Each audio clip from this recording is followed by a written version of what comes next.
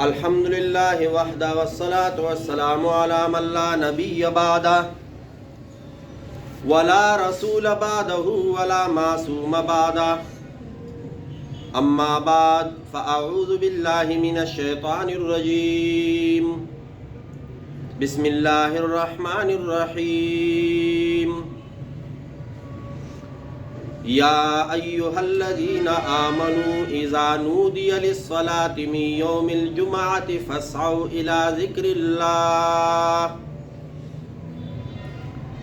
صدق اللہ مولانا العظیم۔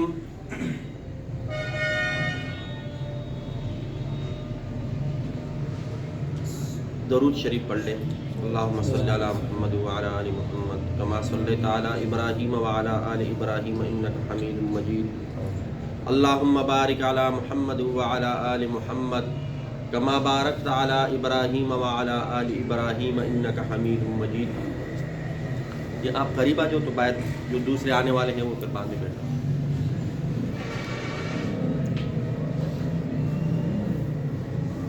اللہ رب العزت نے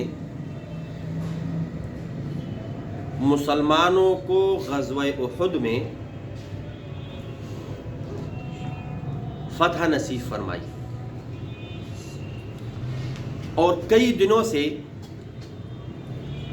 وہ درس قرآن میں بتا رہا ہوں، وہ ترجمہ بھی ہم کر رہے ہیں آیت کا، کہ اگر دیکھا جائے بظاہر جیتنا مسلمانوں کا ناممکن تھا، اسباب کو دیکھ کر، حالات کو دیکھ کر، وسائل کو دیکھ کر، مسلمانوں کی تعداد کو دیکھ کر تو جیتنا کیا تھا؟ فرض کرے آج کل ہمارا الیکشن ہوتا ہے، جمہوریت ہے، تو جن کے بندے زیادہ، جن کے ووٹ زیادہ، وہ وزیر اعظم، وہ صدر، تو اگر اسی پر فیصلہ اس وقت ہو جاتا تو مسلمان تو بہت تھوڑے سے تھے۔ یا آج کل جو ایٹمی ممالک ہیں وہ ذرا ایسے چلتے ہیں، ہمارے پاس ایٹم بم ہے، جن کے پاس نہیں ہے وہ کمزور ہے۔ تو اسی طرح اگر اس وقت ہم دیکھیں تو مسلمانوں کے پاس طاقت بھی کم، بظاہر وسائل بھی کم، تعداد بھی کم، اور سونے پہ سہاگا یہ کہ منافق بھی بیچ میں گھسے ہوئے تھے، وہ بیچ میں ذہنوں میں بات بھی ڈالتے تھے، اوہو اب کیا کریں گے، یہ تو نبی علیہ الصلوۃ والسلام نے ہمیں نہیں کہا تھا کہ ہم نے شہر سے باہر جا کے لڑنا ہے، یہ تو غزوہ احد کے مقام پہ جا کے لڑنا پڑے گا، ہم سے جو بات ہوئی تھی وہ تو یہاں پر اگر کوئی حملہ کریں گا تو پھر ہم کیا کریں گے؟ لڑیں گے۔ اب اس میں ایک یہ ہے کہ مسلمان لڑائی شروع ہو گئی ہے اور مسلمان فتح یاب ہو رہے تھے، تو وہ جو فتح تھا وہ وقتی طور پر شکست میں تبدیل ہو گیا، اور بہت سخت ترین حملہ ہوا۔ اور حملہ کس نے کیا؟ وہ قوم کون سی تھی؟ قریش۔ وہ قوم کون سی تھی؟ اور اس وجہ سے پھر نبی علیہ الصلوۃ والسلام زخمی ہوئے، چہرہ سارا لہو لہان ہوا، یہ جو دانت مبارک ہے نا یہ بھی شہید ہوئے۔ تو میں حدیث شریف پڑھ رہا تھا بخاری شریف کا، تو میں نے کہا میں کتاب ہی لے کر آیا، میں نے کہا آپ لوگوں کو بھی سنا دوں تو ثواب بھی ملے گا اور ہمیں حدیث کے ساتھ بھی کوئی مناسبت ہو جائے گی، اور وہ جو ہم کئی دنوں سے غزوہ احد کے بارے میں وہ پڑھ رہے ہیں وہ بھی کچھ سمجھ آ جائے گا۔ تو حدثنا اسحاق بن نصر حدثنا عبد الرزاق عن معمر عن حمام سمع ابا ہریرہ رضی اللہ تعالی عنہ قال قال رسول اللہ صلی اللہ علیہ وسلم اشتد غضب اللہ علی قوم فعلوا بنبیہ یشیر الی رباعیہ، ابو ہریرہ رضی اللہ تعالیٰ عنہ فرماتے ہیں کہ رسول اللہ صلی اللہ علیہ وسلم نے ارشاد فرمایا کہ اللہ کا سخت غضب اور غصہ ہے اعلی قوم، اس قوم پر، اعلی قوم اس قوم پر، فعلوا بنبیہ، جو اپنے نبی کے ساتھ ایسا کرتا ہے، جو اپنے نبی کے ساتھ ہو، یشیر الی رباعیہ، ایسا کرتا ہے کیا مطلب؟ نبی علیہ الصلوۃ والسلام اس وقت اشارہ فرما رہے تھے اپنے دانت مبارک کی طرف، ایسا کر رہے ہیں جو اپنے نبی کے ساتھ، یعنی جو اپنے نبی کے دانت توڑ رہے ہیں۔ وَاشْتَدَّ غَضَبَ اللَّهِ عَلَى رَجُلٍ، اور اللہ رب العزت کا اس شخص پر غصہ اور غضب تیز ہوتا ہے، زیادہ ہوتا ہے، جس کو نبی قتل کرے، جو نبی کے ہاتھوں سے قتل ہو جائے۔ اب دیکھو دو جگہوں پر اللہ کا غصہ کیا ہوتا ہے؟ تیز ہوتا ہے، زیادہ ہو جاتا ہے، غضب ہو بڑھ جاتا ہے۔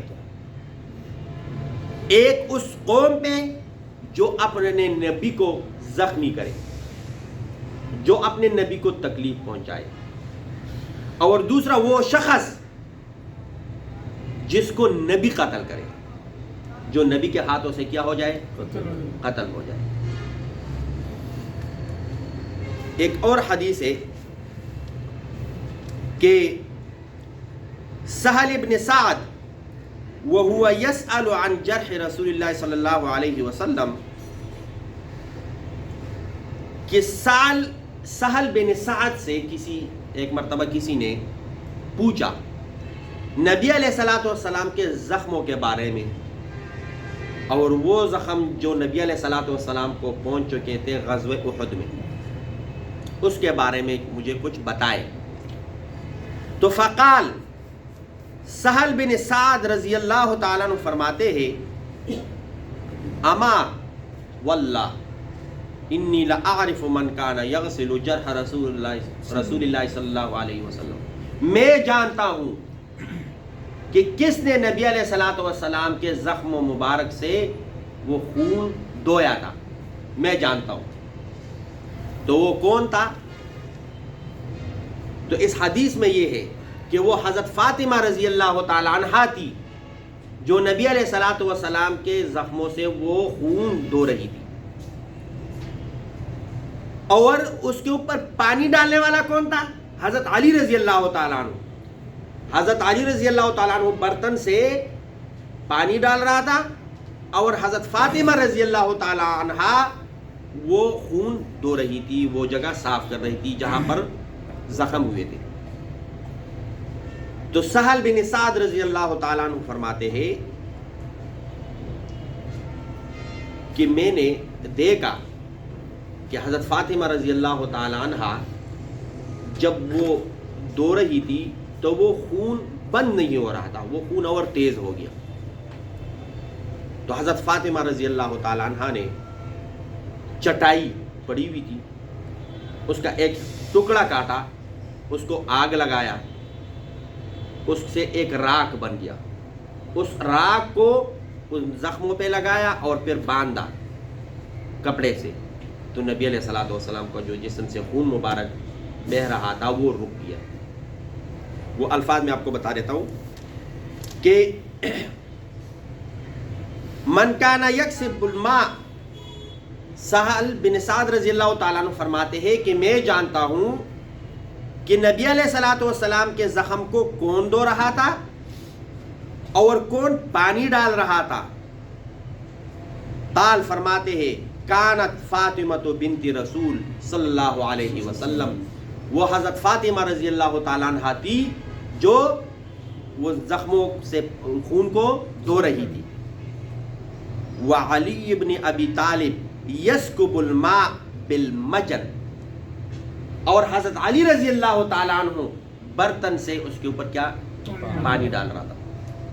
جس طرح کوئی کسی کا مدد کرتا ہے، ہیلپ کرتا ہے، وہ کوئی چیز دھو رہا ہوتا ہے، دوسرا اس کے لیے پانی ڈال، تو اسی طرح فلما رأت، جب دیکھا فاطمہ تو حضرت فاطمہ رضی اللہ تعالیٰ عنہ نے ان الماء لا یزید الدم الا کسر، کہ پانی جب ڈالا جا رہا ہے اس جگہ کو میں دھو رہی ہوں تو وہ خون تو رک ہی نہیں رہا، وہ خون نہیں رک رہا.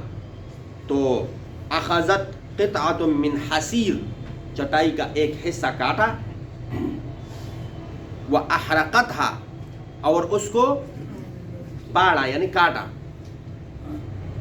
وَأَلْسَقَتْهَا، اور پھر اس کو جلایا، ایک راکھ بن گیا، اور اس کو پھر باندھا ان زخموں پر. فَاسْتَمْسَكَ الدَّمُ، پھر جا کے خون رک گیا.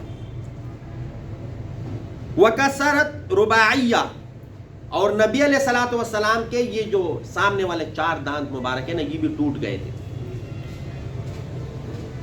یومئذ، اسی دن یعنی غزوہ احد والے دن. وجرح وجهه، اور نبی علیہ الصلوۃ والسلام کا چہرہ مبارک زخمی ہو گیا تھا. چہرہ مبارک کیا ہوا تھا؟ زخمی ہوا تھا.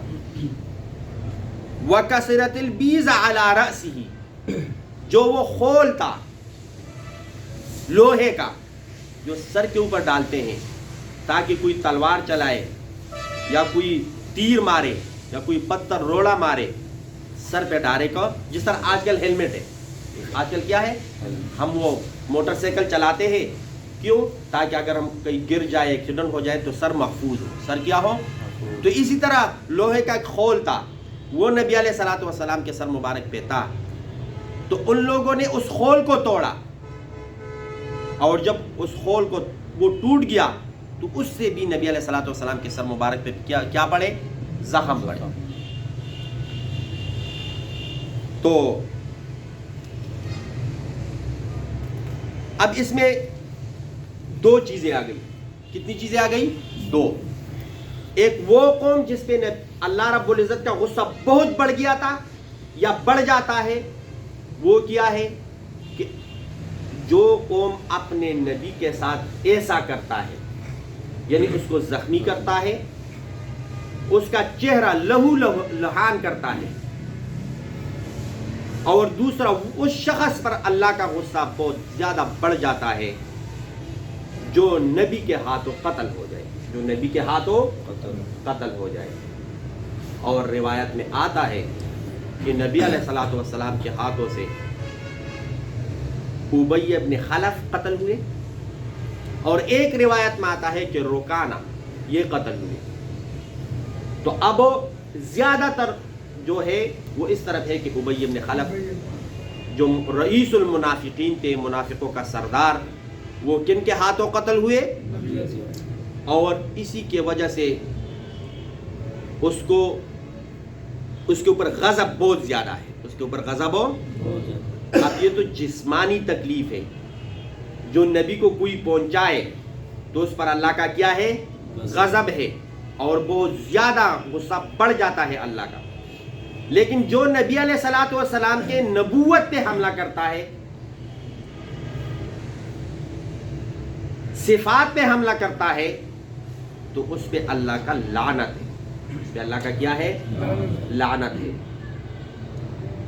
اور وہ چاہے کوئی بھی کچھ کہے، لیکن اللہ کی لعنت سے وہ باہر ہو، اس پہ اللہ کی لعنت برستی رہتی ہے. تو ہمیں بھی دیکھ لے، جو بنی اسرائیل کے انبیاء گزرے ہیں، انہوں نے بہت سختیاں جھیلی. آریوں سے ان کو چیرا گیا، درختوں کے ساتھ، دیواروں کے ساتھ کڑا کر کے ان کے ہاتھ اور پاؤں پر کیلے ٹونگ دیتے تھے، اور پھر جس طرح آج کل ڈرل ہے تو اس طرح آرے پہ ان کو ذبح کرتے تھے. تو اب وہ قوم جو اپنے انبیاء کے ساتھ ایسا کرتے ہیں، تو کیا اللہ کے غضب سے وہ باہر ہے؟ اب جو بھی انبیاء کے وارث ہیں، بزرگان دین،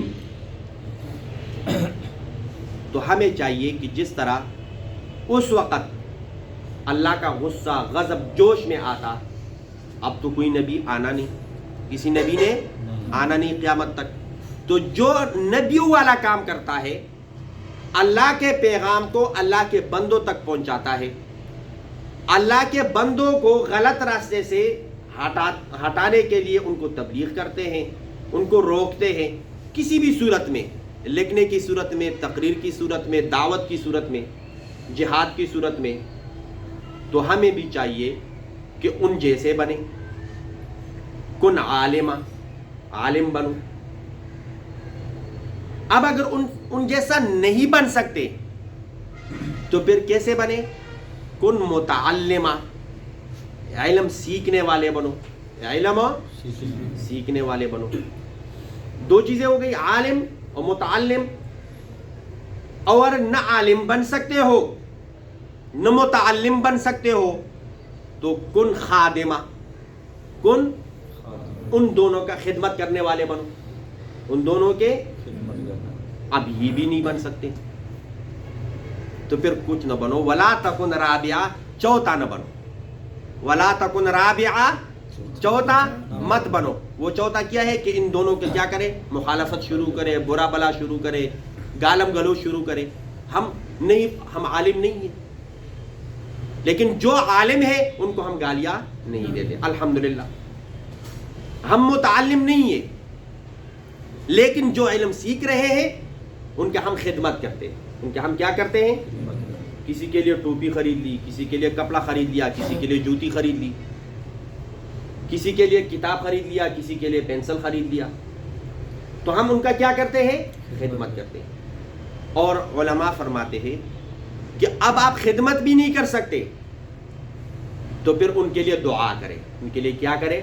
अपने दुआओं में उनको याद रखें, अपने दुआओं में उनको याद रखें।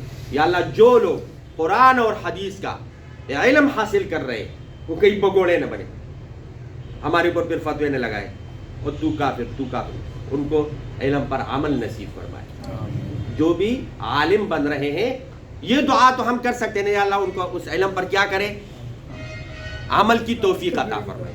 और हम सब भी जितना भी हम सीखे, हमने हदीस सीख लिया कि नमाज पढ़ो, कुरान मजीद का तर्जुमा हमने सीख लिया कि नमाज पढ़ो, और हदीस में है कि सल्लू कमा रअयतुमूनी उसल्ली, तुम उस तरह नमाज पढ़ो, नबी अलैहि सलाम फरमाते हैं जिस तरह मैं नमाज पढ़ रहा हूँ। अब हमने देखा कि नबी अलैहि सलातो वस्सलाम नमाज पढ़ते हुए किसी से बातें नहीं करते थे, तो हमें भी चाहिए कि मस्जिद में आकर तो राबता किससे रखे? अल्लाह के साथ रखे। तो मोबाइल वगैरह अपना बंद किया करें, मोबाइल वगैरह अपना अगर बंद नहीं करते कम से कम साइलेंट ही कर दें। अब इंसान है, बंदा कई मरतबा बाजी मतलब भूल जाता है, तो वो जुमात कड़ी होती है, बीच में वो घंटी बजनी शुरू हो जाती है। और हमारे मस्जिद में तो इस तरह अल्हम्दुलिल्लाह हर दिन किसी न किसी का मोबाइल बजता है। तो फिर क्या करना चाहिए? हाथ डाले, मोबाइल का वो बटन कोई भी हो उससे उसको साइलेंट कर दे या काट दे। लेकिन ऐसा ना हो रेड बटन से काट दिया फिर उसको पैगाम दे दिया, इंसान बनो, खुद नमाज नहीं पढ़ते और मैं तो अभी नमाज में हूँ, पूरा मैसेज खत पढ़ लिख दिया और उसको भेज दिया, तो उसका नमाज टूट जाएगा। इसका नमाज क्या हो जाएगा? क्योंकि ऐसे मसाइल कई आए हैं, वो नमाज में मोबाइल निकाल लेते, कहते हैं थोड़ा सा तो ख्याल करो मैं नमाज पढ़ रहा हूँ, नमाज के बाद राबिता कर दो, फिर मोबाइल जेब में रख लेते। और वो ये समझ रहा होता है कि मेरा नमाज हो, लेकिन उसका नमाज से टूट जाएगा, क्योंकि उसने मुकालमा किया, उसने बात की, उसने खत किताबत किया। और ये चीज़ें नमाज के मनाफी है, ये चीज़ें नमाज के क्या है। तो मैं कह रहा था कि ग़ज़वा उहुद में नबी अलैहिस्सलातु वस्सलाम, जो हम कई दिनों से दरसे कुरान में बता रहे, ज़ख्मी हुए, चेहरा मुबारक लहू लहान हुआ, दांत मुबारक शहीद करवा दिए, सर मुबारक जख्मी हुआ। बीबी फातिमा रजी अल्लाह ताला अन्हा ने वो जख्म धोए और खून इतना तेज था कि कपड़ा जलाया, उसकी जो राख उन जगह पे रखी, फिर जाके वो खून रुका। और हज़रत अली रजी अल्लाह ताला अन्हु उनके खिदमत के लिए और मदद के लिए मौजूद थे, पानी डाल रहे थे। मकसद किया था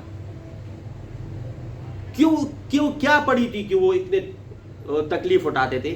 وہ صرف اپنی امت کے لیے، وہ صرف اپنی اتنی تکلیفیں مشقتیں برداشت کی کہ ہماری امت کو کیا ہو، میری امت آسانی میں ہو۔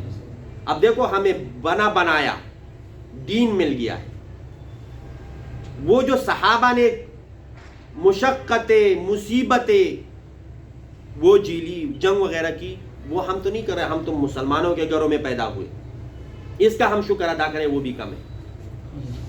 اور پھر یہ اتنا بڑا کلمہ لا الہ الا اللہ محمد رسول اللہ ہمیں نصیب کیا۔ تو اب ایک ہے ہم زبان سے شکر ادا کریں، یا اللہ آپ کا شکر، یا اللہ آپ کا شکر، یا اللہ۔ دوسرا یہ کہ عمل سے بھی ظاہر ہو کہ ہم شکر ادا، اور اس کا بہتر طریقہ یہ ہے کہ دو کام ہم کر لیں، ہم بنے بیٹے بیٹے ہم اللہ کے ولی بن جائیں گے، جو بہت مشکل ہے کرنا۔ نمبر 1، ہم 5 وقت کی نماز پڑھنے کی کوشش کریں، 5 وقت نماز پڑھنے کی کیا کریں کوشش کریں، اور یہ بہت مشکل ہے نا۔ جس کا ارادہ ہے 5 وقت نماز پڑھنے کا وہ ہاتھ اٹھائے، انشاءاللہ ہمارا کوشش ہے اور اللہ ہمارے لیے آسان فرمائے۔ آج کل صبح اٹھنا بڑا مشکل ہے،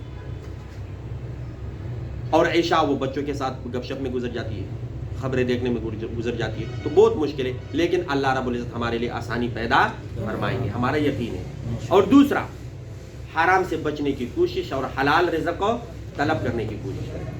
یہ 2 چیزیں کریں گے نا انشاءاللہ، اللہ رب العزت یہ جو جمعے کے لیے ہم اکٹھے ہو گئے، یہ جمعہ ہم سے قبول فرمائے، اور جتنے بھی بیمار ہیں دعا کرے، ہاتھ اٹھائے، گھروں میں ہیں، ہسپتالوں میں ہیں، یا اللہ سب کو تندرستی عطا فرمائے۔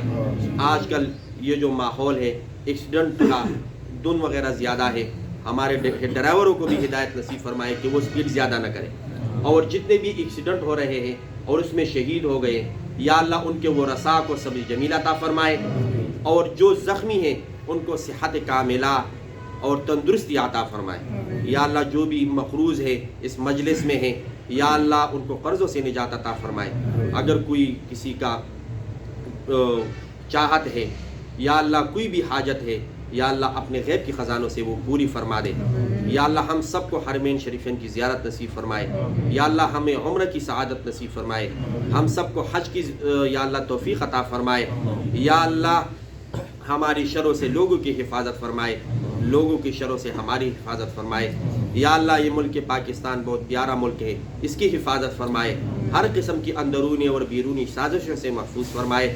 جتنی بھی خیر کی دعائیں نبی علیہ السلام نے مانگی ہیں، ہم مانگتے ہیں، ہمیں حصہ عطا فرمائے۔ جتنی بھی شروں سے نبی علیہ السلام نے پناہ مانگی ہے، ہم پناہ مانگتے ہیں، یا اللہ ہمیں پناہ عطا فرمائے۔ آپس میں اتفاق، اتحاد، پیار محبت نصیب فرمائے۔ یا اللہ جنگ جھگڑوں سے، تانوں سے، تحصیلوں سے ہماری حفاظت فرمائے۔ یا اللہ جتنی بھی زندگی ہے اسلام والی نصیب فرمائے۔ یا اللہ موت آئے تو ایمان والی نصیب فرمائے۔ یا اللہ ہمارے جسموں سے جب روح نکل رہا ہو، سب کے زبانوں پہ یہ کلمہ جاری فرمائے، لا الہ الا اللہ محمد الرسول اللہ۔ سنتیں پڑھے جنہوں نے سنتیں نہیں کی۔